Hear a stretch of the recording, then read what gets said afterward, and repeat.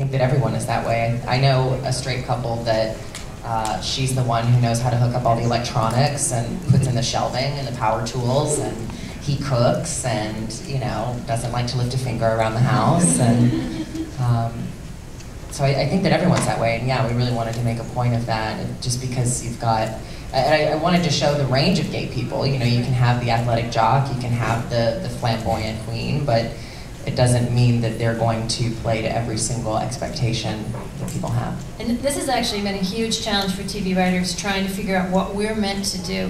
When I started in the business 20 years ago, there was sort of an unwritten rule that you would not have a feminine gay man on TV because that would be very, very bad.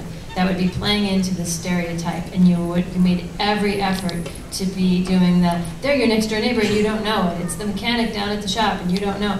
That was what we were all sort of told to write, and that if you wrote anything different, you were playing into the stereotype, you were doing bad for the cause.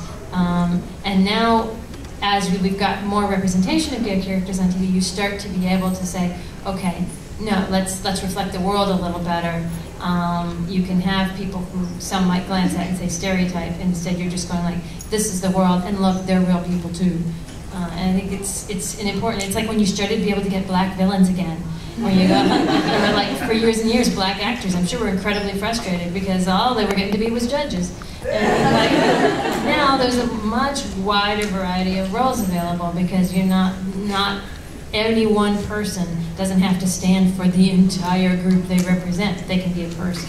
Well, and I like setting the audience up for, they think they know what's going to happen, and then you switch it up on them. I think that's one of my favorite moments is when Cheeks realizes that he's won the argument about which house they live in, and he says, yes! And it's like, yeah, it's great. It's a great moment.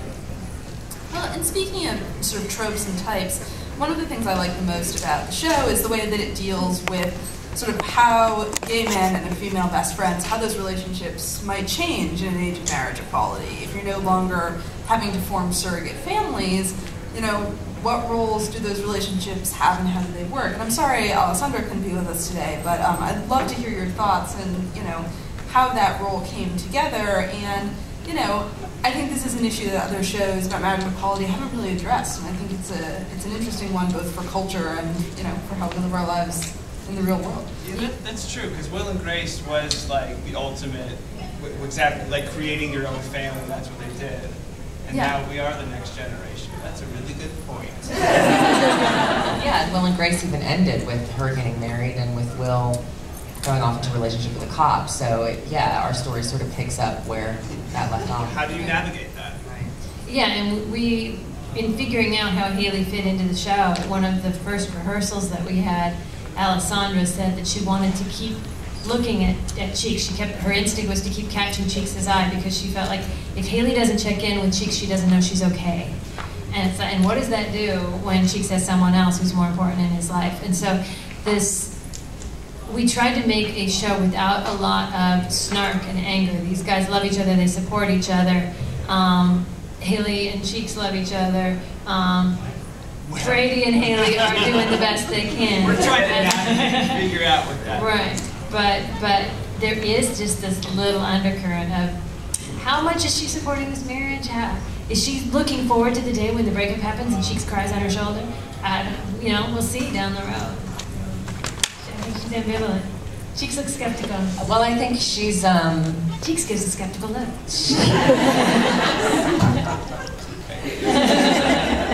I think she'd be okay with it if she had a relationship. I think it's about being left out. I think that, you know, she's not resentful, but at the same time, she's not completely okay with it. So I think she'd be a lot more like, yay, we can double date if she had someone. But as long as she's single, she doesn't really know how she feels about it. And I think she's worried about being shut out of the relationship and hopes that she will remain at the middle of it.